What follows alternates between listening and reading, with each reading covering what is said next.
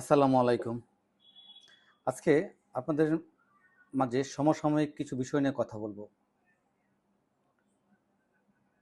জুলাই বিপ্লবের ঘোষণাপত্র ইতিমধ্যে ঘোষণা হয়ে গেছে। এখনো মনে হয় স্বাক্ষর হয়নি।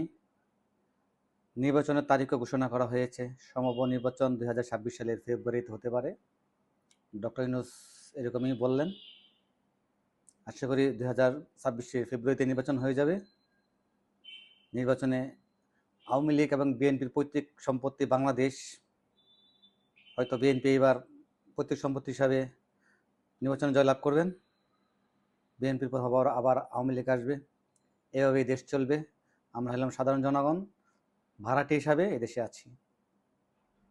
আওয়ামী লীগ যখন ছিল আমাদেরকে দয়া করে থাকতে দিছে, সামনে আবার বিএনপি আসবে, আমাদেরকে দয়া করে দেশ থাকতে দিব। এজন্য আমরা চিরকৃতজ্ঞ আওয়ামী লীগ এবং বিএনপির কাছে।